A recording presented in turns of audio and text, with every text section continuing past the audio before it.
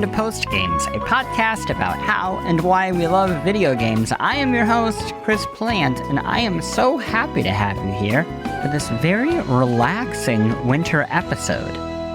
In 1989, Nintendo Power mailed its subscribers 500,000 free copies of Dragon Warrior. The promise of a free game, well, that, of course, attracted tens of thousands of new subscribers to the official Nintendo magazine, a tremendous success, any way you stretch it, for the fledgling publication. But Dragon Warrior itself, the game, that's a different story. The early RPG had been a colossal hit in Japan 3 years earlier, under a title you might be more familiar with, Dragon Quest.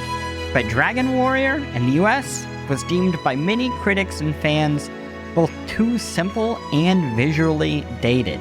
A damning critique from an audience broadly composed of children who had received the game for free in a time when the average price of a new game, adjusted for modern inflation, was over $100. With each new entry through the 1990s, Dragon Quest would become one of Japan's most popular video game series and merchandise lines. New entries caused such a commotion that developer Enix shifted the release days to land on weekends, hoping to dissuade children from skipping school. That might be an urban legend. We'll talk about that later. Also, the series' commercial equivalent of a Pikachu, an adorably dead-eyed blue slime, would go on to appear on everything from shirts and keychains to underwear and expensive jewelry. Outside Japan, though, these fantasy adventures struggled, their colossal and elaborate scripts requiring 3 to 4 years to localize and distribute, an absolutely lethal delay when you consider the speed at which video game design and visuals were evolving at that time. Just one example, Dragon Quest III was released on the Famicom in Japan in 1988. It wouldn't be on the NES in the United States until 1992, a full year after the launch of the Super Nintendo. By Dragon Quest V, Enix sorta gives up on this global dream, ceasing series localization and limiting it to Japan. Through a mix of manga and more merchandise, Enix really focused on growing popularity of Dragon Quest beyond gaming, to the point its characters became inescapable from everyday Japanese life. And all was more or less well for a time.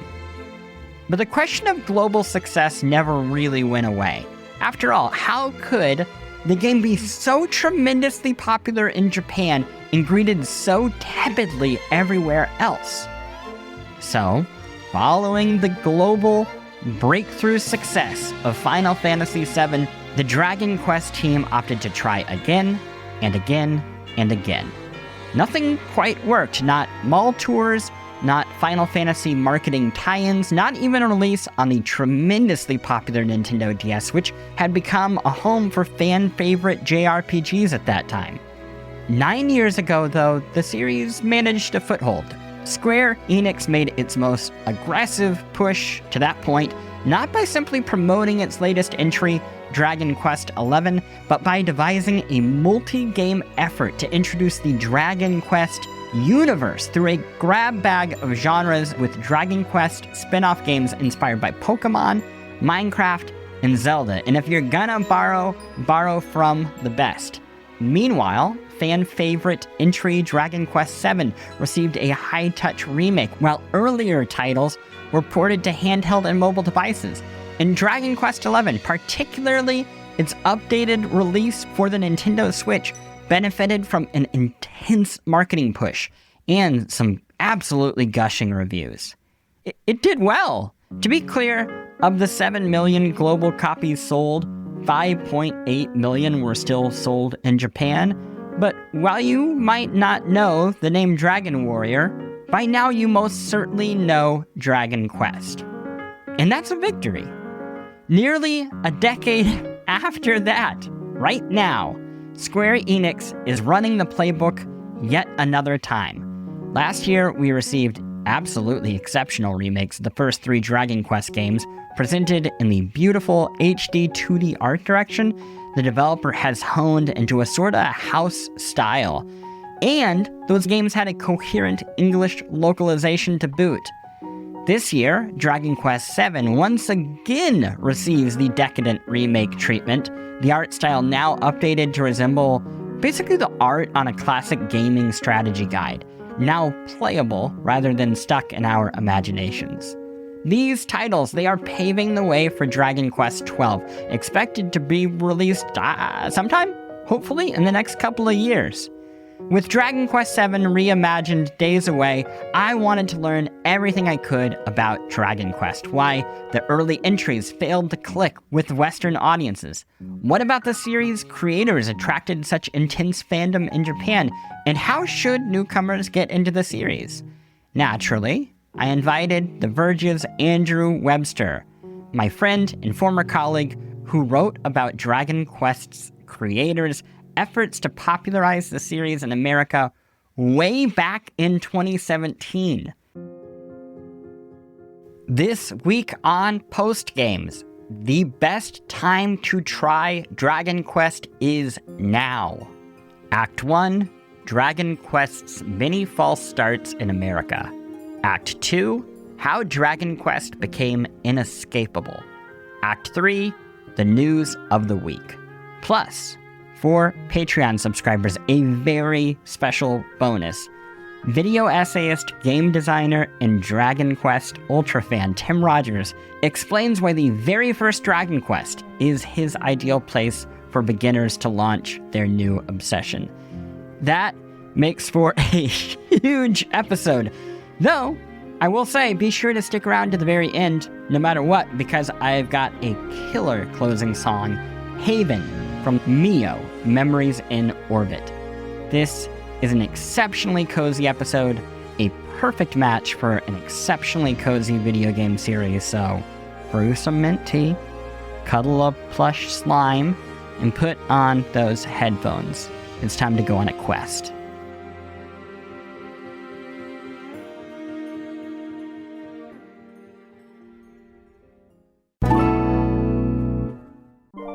Oh hey gamer buddies, you have been waiting for the perfect time to give your setup the ultimate boost. Well, I've got some great news. Alienware is having their annual Tech Days event, and that means that you can score some pretty crazy deals right now. Save big on new Alienware PCs like Aurora laptops and the Area 51, their most powerful desktop. They both take performance to the next level with Intel Core Ultra processors. There's also some pretty serious deals on Alienware displays, accessories, and more. Check it all out at alienware.com/deals. The whole reason for this annual Tech Days event is to celebrate you, so take a good look at these prices and exclusive benefits before it ends. It's easy to save. Just visit alienware.com/deals and snag yourself some great gear at very upgrade-friendly prices.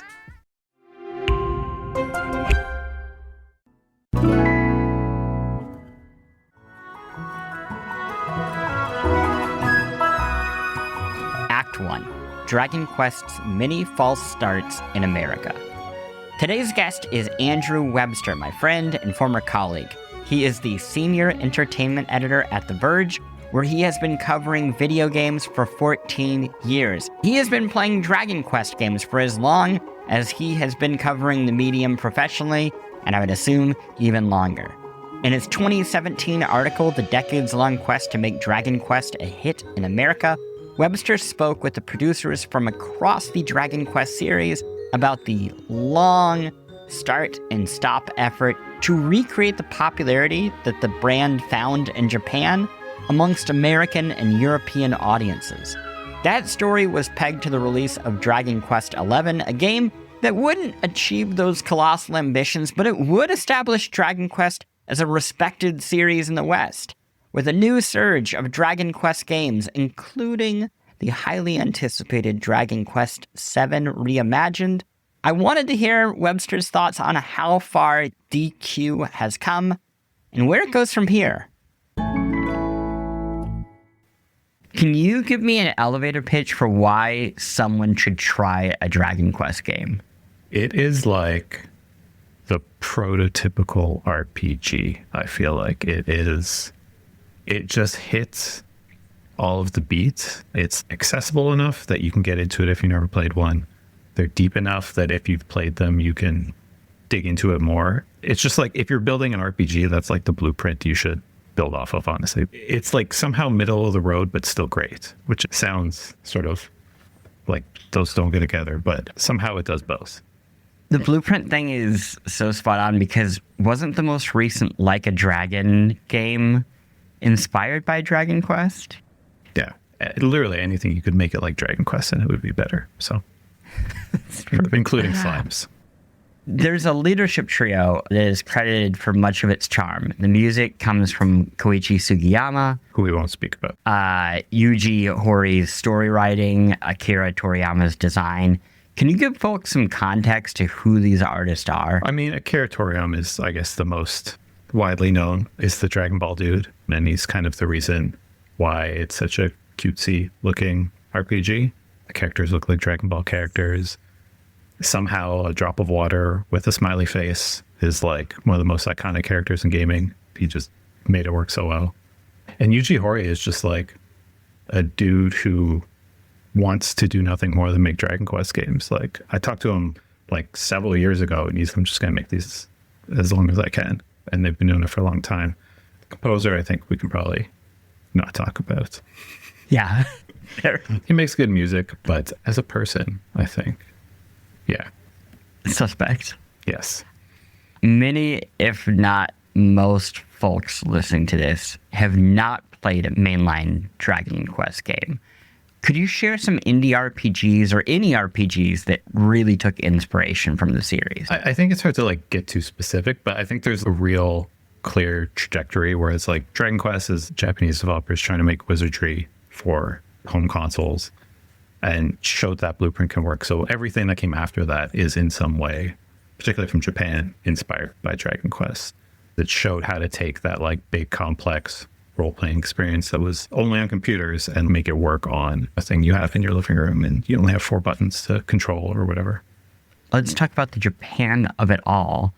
It is tremendously popular in Japan. I think there, again, might be some people listening like, yeah, it's popular here. What do you mean? It is humongous. What made it such an instantaneous success there?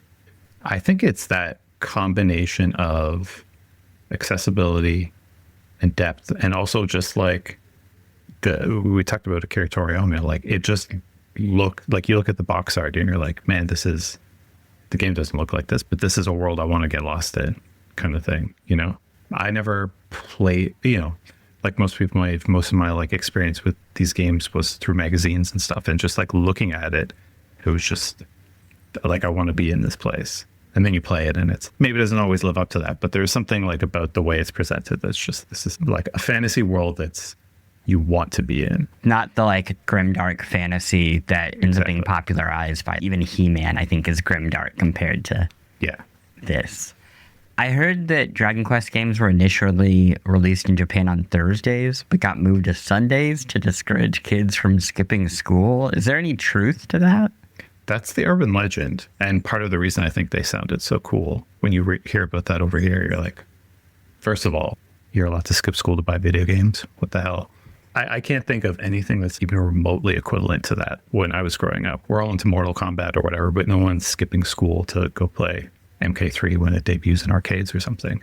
So I think that urban legend is like part of what made it so appealing here, at least to the nerds who were like reading the back pages of EGM looking for Japanese games. And there is a huge gap between those nerds and basically the entire rest of society, because by Dragon Quest 5 and 6, the games are just not even being released in America. And we'll get deep into the release in the West in a bit, but the popularity continues to grow in Japan. What is this series doing creatively during this Japan-only period of 5 and 6?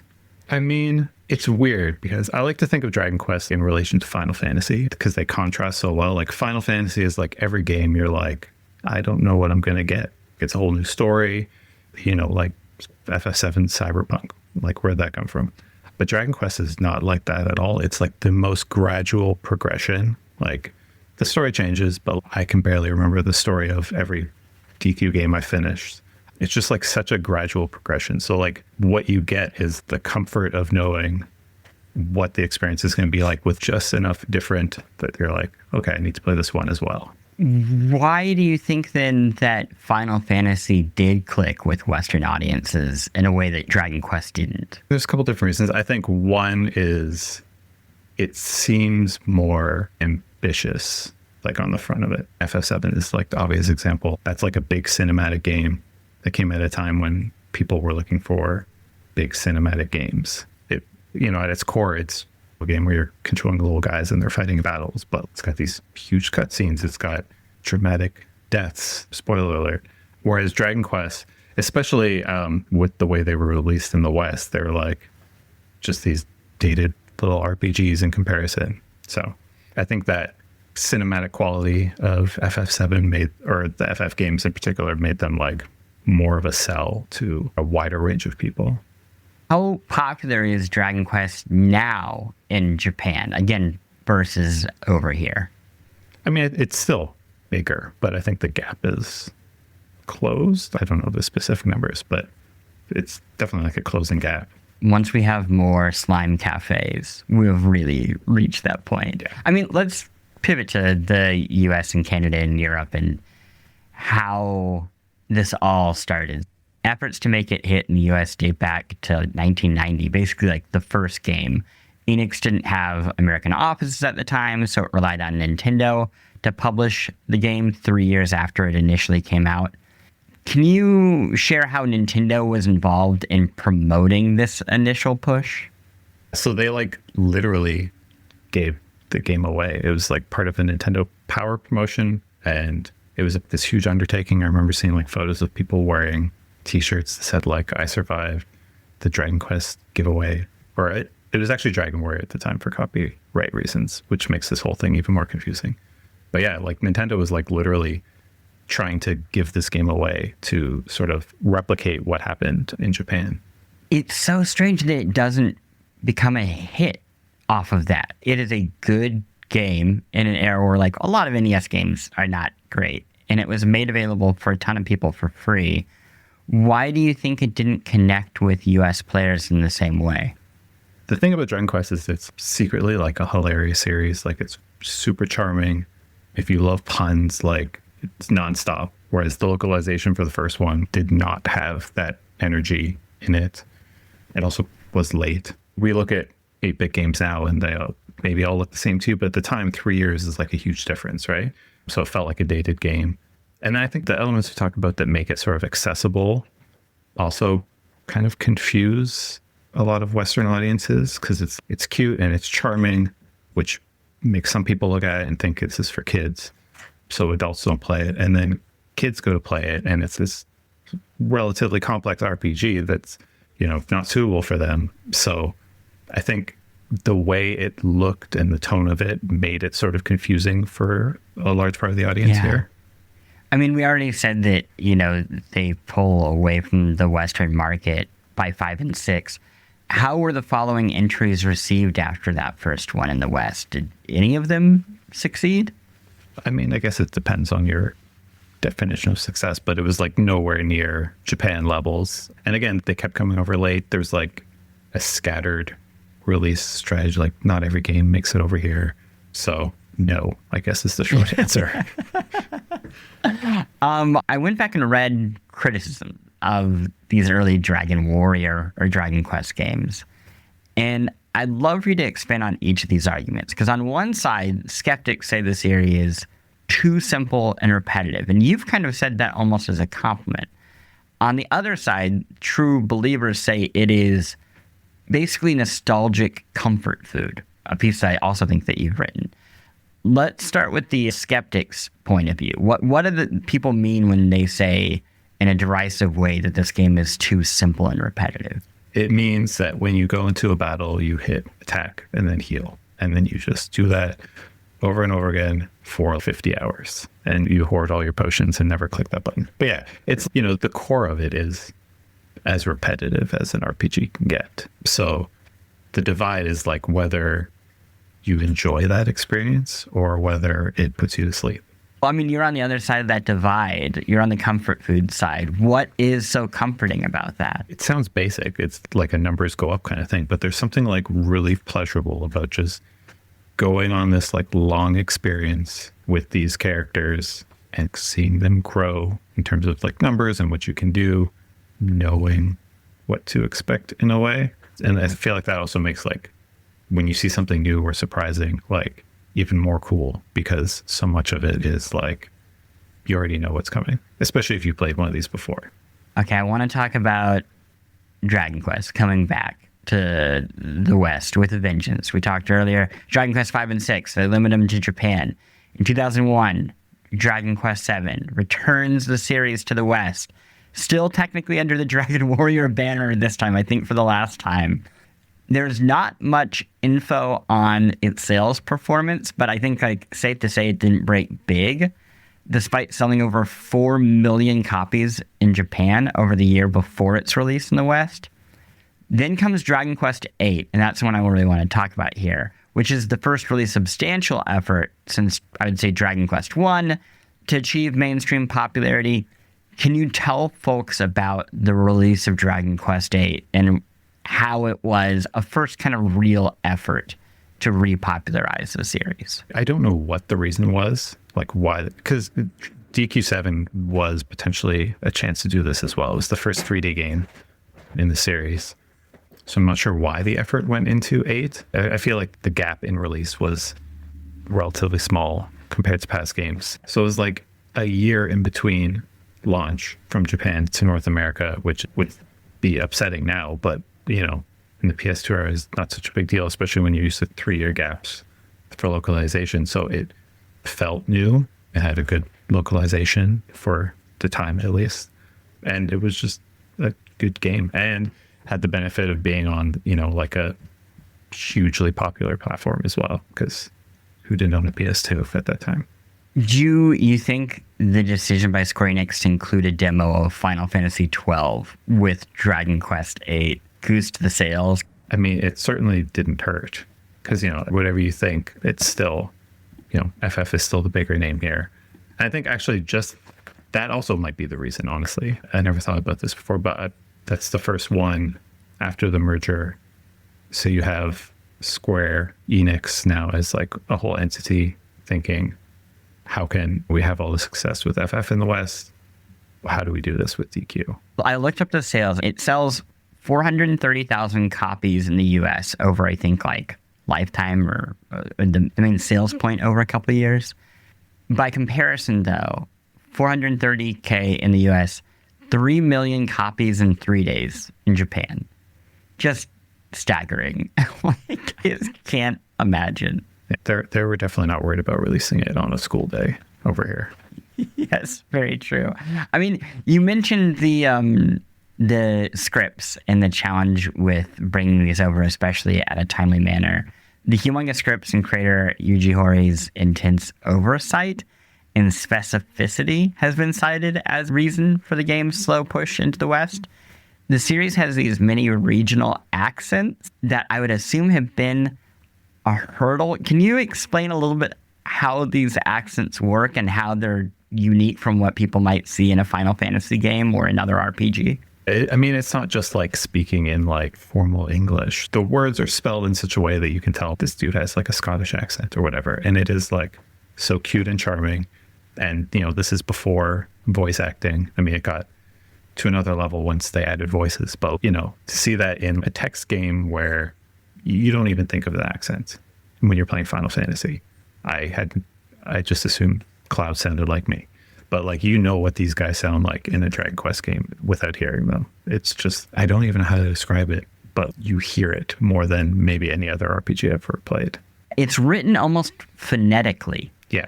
Rather than the real words. And it requires your brain to almost fill in the gaps at times. And a lot of slang. A lot of original slang. It's very kind of like comic booky in that way. Yeah. Or like a lot of comic books, like, this guy's from New York because of the way Spawn talks or whatever. It's kind of got that, except for, super English.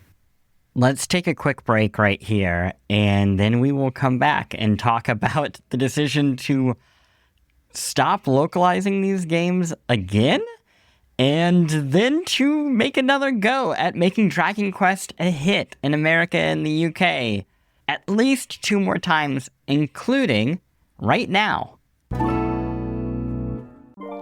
If you're like me, then you want to be eating better food. And when I say better food, not just tastier food, that is a priority, but also food that makes you feel good, that is good for you. And unfortunately, you just don't have time and you don't have energy because life is a lot, which is why I am so grateful for Factor.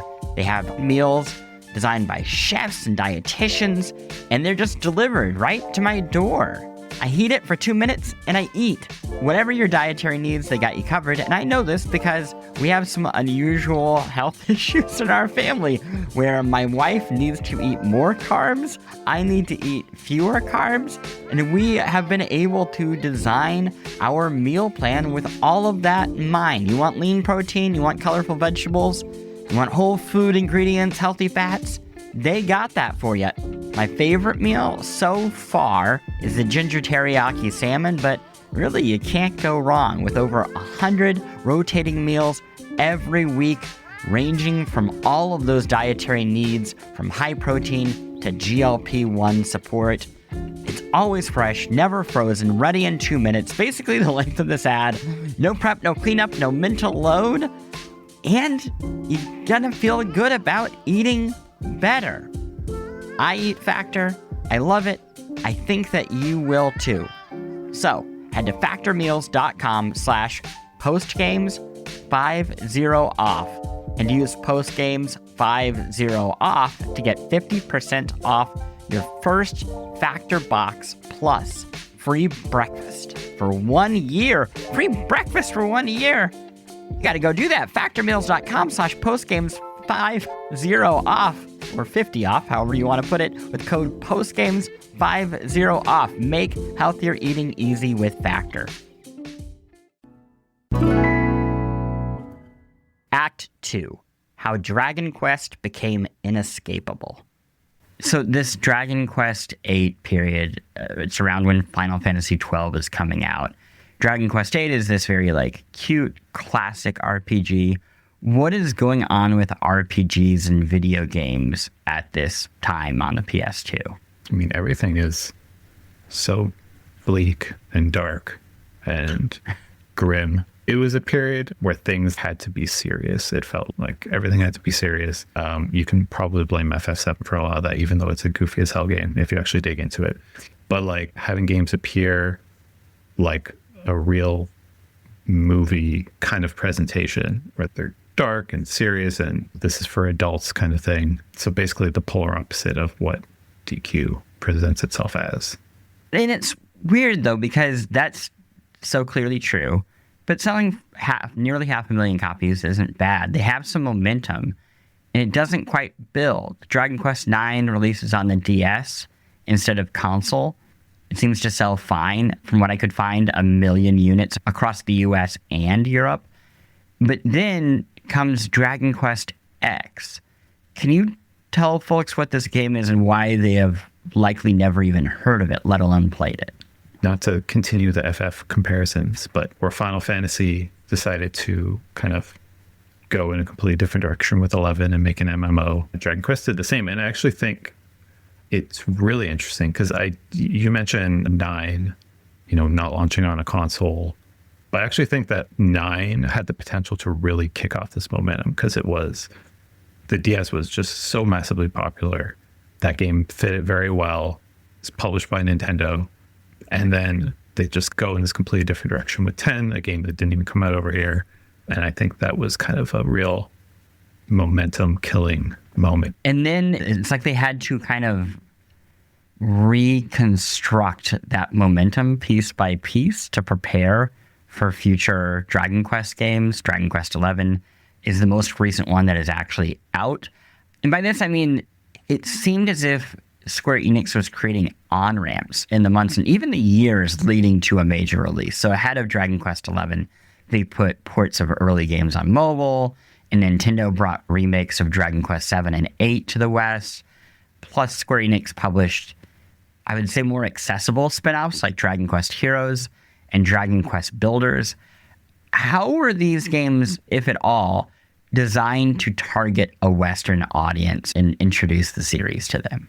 I mean, I think it was a real scattershot plan. Like, all those games are so different on so many different platforms. So I think it was just like them throwing things out and seeing what stuck. And I think having different genres, like Rocket Slime is a very weird little game, but it's basically like a Zelda style game for the DS, which, you know, again, like the DS was like just so massively popular. It was like the mobile of its time, where like you put a game on there and it's to reach the wide audience and then introduce them to something that you might want to sell bigger down the line. And yeah, the mobile games were like streamlined in a way. We talked about like the repetitiveness and the kind of monotony, and they were like designed in a way that became such key feature, because you could just grind through murdering slimes on your phone while you watch TV or whatever. And it showed the appeal in a way that, you know, here's a big new release for Nintendo doesn't do. So I think just like different genres and the platforms kind of showed different sides of the franchise for an audience that didn't fully understand what it was. Yeah. I mean, in 2018, maybe it was 2017, you wrote about Square Enix pushing Dragon Quest XI to hit in the West. You spoke to some of the team members. What did you hear from them at that time? I know this is like something that they always wanted. You make a game and it's cool to be popular, obviously, but like you want that global success. So I know it's something they had been pushing for.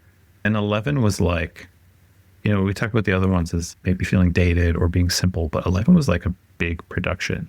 We talk about how you could hear all these accents. Well, now you could like really hear them, and it was ridiculous and just like so over the top. It had like gigantic cutscenes, and the game was just huge. Eventually it was available on a ton of platforms. So this was them saying, we're gonna do it, and we're gonna like go all in this time. And it's so strange too, because it is that, but can you also explain the 2D pixel mode? So it was on the Switch. You could play the game like the big production that it was, or you could just play it as like a SNES style pixel RPG. And I think what that showed is like, at its core, like this series doesn't change all that much because the game works in both modes. What's different is all that extra stuff I was talking about, the production and like the voices and the story and stuff. But like at its core, you're still attacking and healing over and over again. Did Dragon Quest XI achieve that goal that they set out to do? I mean, it's definitely still not as big, but I think Dragon Quest is pretty firmly established as a franchise here. You only need to look at like all of the remakes that are out now. Square Enix has this whole line of HD 2D games, they call them, and like two of the tentpoles of that are just remakes of the first three Dragon Quest games.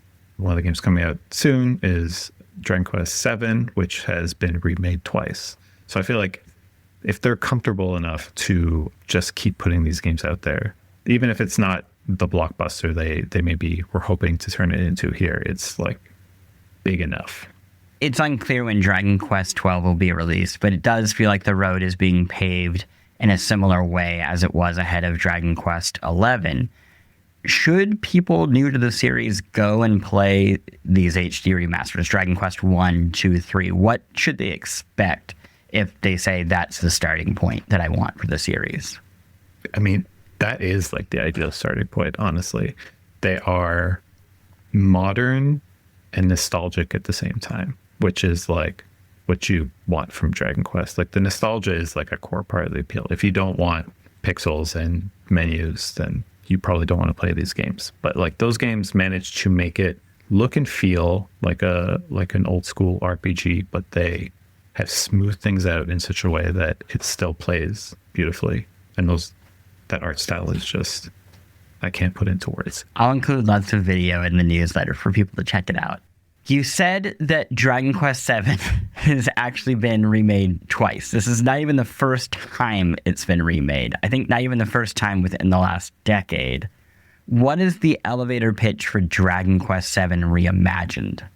Elevator pitch is tough because these games are all so similar. So Dragon Quest VII was the first 3D game in the series, which let them sort of, with each of these remakes, play around with what that means.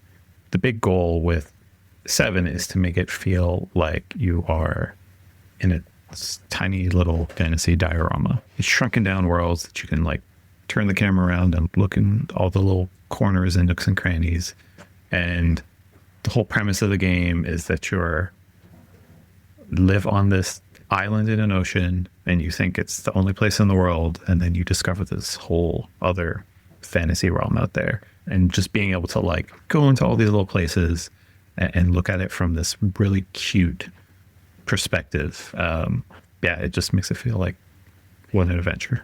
I find the episodic nature of island hopping to be a really good entry point for me. I've played many of the entries on this and never really made it past the first 6 or 7 hours. And the idea of being able to have solo digestible episodes sounds really appealing, and like something that, even though it is, I think the original version of it is something like 120 hours or whatever, it's huge. I won't feel quite as overwhelmed. How is this different from the HD remakes that you were talking about? So the HD remakes are sort of like this unique combination of 2D and 3D graphics. It almost looks like tilt shift photography, where everything is kind of like shrunken down, and they use like blurring to make it just look very cool. Whereas this is, like a straight 3D game, but with the sort of adorable Dragon Quest aesthetic. It feels the most to me like, what if you finally got to play the box art, and specifically the box art from the 90s? There's something really, the cutscene has come to life about the aesthetic here. Why remake it again, though? Because, again, 10 years ago, this game was remade, released on the DS, relatively popular. Why come back to this particular title, especially right now? I think it is, as you said, it is like a very good entry point. I think the HD2 games are better. But if you're looking for something 3D, this is like probably the ideal one. And as much as I love the DS, the unfortunate problem with that device is like, it's not always easy porting games that were built for 2 screens. So they just kind of started over. It also has like more stuff. There are some aspects of the DS version, or the 3DS version, I should say, that were kind of like truncated. Like the intro is much shorter. So it's kind of like a more full experience. Yeah. I mean, what are kind of like quality of life improvements versus the original games and stuff? I mean, the key one, which you mentioned about, the episodic nature and these games taking so long, is that when you boot up Dragon Quest VII Reimagined, it tells you exactly what just happened in the game, so you don't forget, and you can continue the story and not just be dropped in a field and be like, what was I doing? Which is pretty clutch for a game that's going to be that long. Yeah. Writing about your love for Dragon Quest games, you've compared them as an alternative to the dense RPGs like Baldur's Gate 3 and Atlas games like Persona and Metaphor. Dragon Quest VII superficially looks as nice as those games. So what should players, especially people who are fans of those games, expect to be different? I think what's kind of key about Dragon Quest versus all those games, which, to be clear, I love. Persona 6, please. But like, I think a key part of enjoying Dragon Quest is like what you bring to it. Those games give you an experience, like you're given like a deep story with deep characters, whereas this is like, Dragon Quest games do have stories and they do have characters, but a lot of it is just the kind of journey of doing this stuff and going to these places, and it's like more of an adventure for you versus kind of being taken along for a ride with a big cinematic storyline. A last question for you. If people can pick any of these games that they should go try right now, which one is the best one that they should go play? Dragon Quest 3 HD 2D. No doubt. That is like the most comforting, I just need to hit monsters with a sword game. What is the story of that one?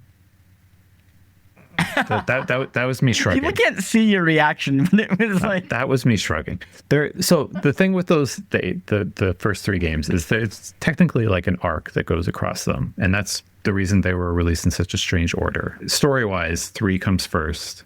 It's kind of like a prequel, but like that stuff doesn't matter when you're playing these games. Honestly, you can enjoy the story, but hitting slimes with a sword is the reason to play these games, and that is the one where the slimes look the cutest. Andrew, thank you so much for doing this. Where should people go to read more of your work? A website called theverge.com.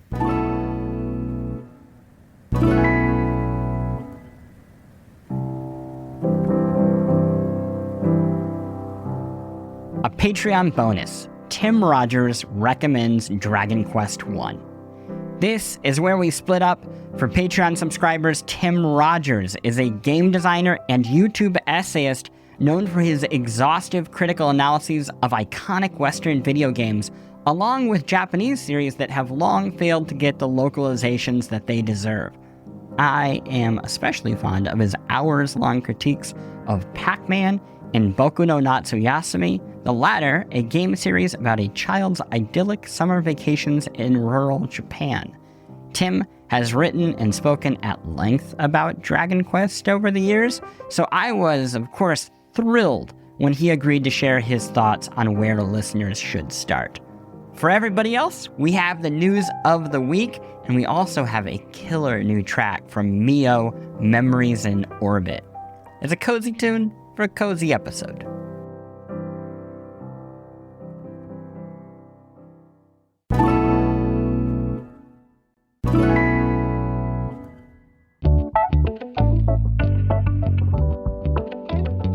Act 3, the news of the week. If you love Stardew Valley and Animal Crossing, I strongly recommend that you keep an eye on Tomodachi Life, Living the Dream. It's coming out April 16th. I'm going to use this time this week to give you a bit of a primer on the game and explain why I think you should really consider caring about it. The original Tomodachi Life, it was released 13 years ago back on the Nintendo 3DS, and it itself was a pseudo-sequel to Tomodachi Collection, which dates back to 2009, though that one never came out in the West. The timeline I'm sharing here, it matters because Tomodachi Life's characters are Miis. If you remember the cartoon avatars that players could create on the Nintendo Wii in the mid-aughts, those are Miis. In Tomodachi Life, the Miis finally gained some sense of purpose and community. They could hang out with one another, going shopping, grabbing coffee, falling in love, working, like basic life stuff. Despite a pretty mixed reaction to the gameplay is extremely simplistic, especially the mini-games.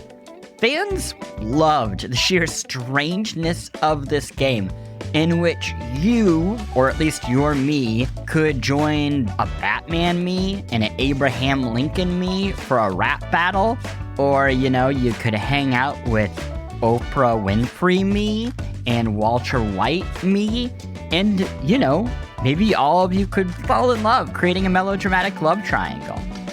If this sounds like The Sims, you're not really far off. It lands somewhere between Sims and Animal Crossing.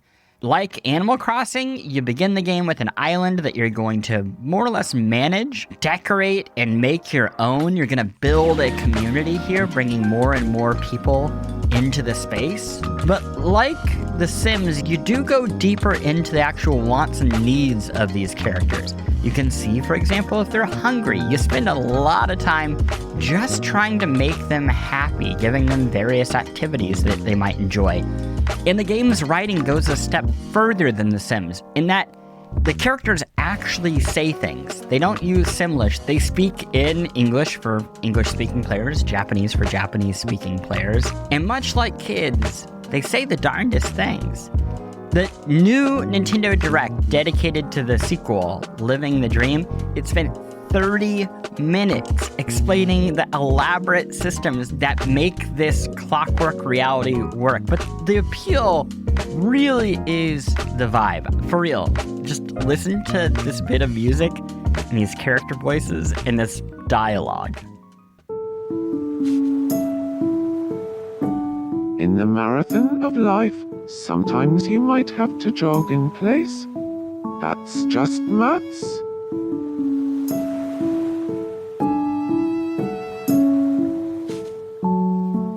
When the TV remote stops working, do you ever find yourself just pushing the buttons harder?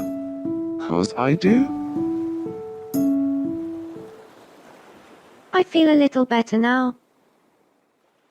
On the recent bonus episode of Post Games, in which Kelsey Lewin, the author of the book on Animal Crossing, shared the history of the series, she talked about how she missed the early versions of Animal Crossing, where it was more about the characters in this world and your ability to kind of play God or director almost to their lives, and how the series has since changed to focus on decoration and consumption, and the characters themselves have flattened a bit, but there's not a lot of drama. They all like you.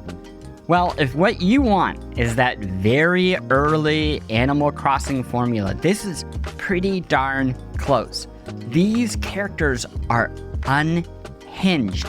They are effectively trapped in a soap opera at all times. Melodrama breaks out when you least expect it. A me might confess their love while riding a Ferris wheel, only to find out that the alien sitting next to them also likes the same person, and another stranger has snuck on board the Ferris wheel to show that they too are in love. And now 3 characters are vying for the same dopey-looking clown. And when I say clown, I mean quite literally a clown. Tomodachi Life came into existence during this period of intense experimentation at Nintendo. They were creating new franchises, they were testing the boundaries of what play could be, and I assumed we would just never see this again, that the lessons learned from Tomodachi Life would inspire Animal Crossing, and it would be a bit of a novelty, a cult favorite. But that's not the case. We are getting a new one. Tomodachi Life Living the Dream comes out in only a couple of months. So, if you, like me, miss Weird Nintendo, I strongly encourage you to check out this oddity. We do not get games like this very often from the company, and I am grateful it exists, even if it might be another 13 years till we get another one. And that is the news of the week.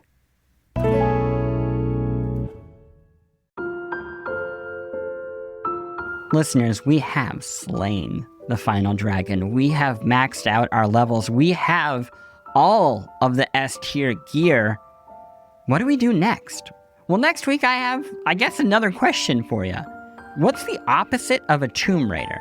I talk with 2 of the creative leads of Relooted, an Afro-futuristic heist game in which you're tasked with stealing artifacts taken long ago from across the African continent. This game, I'm not sure how much I can actually talk about my time playing it, but I'm going to say this anyway. It is as fantastic as the story behind its creation.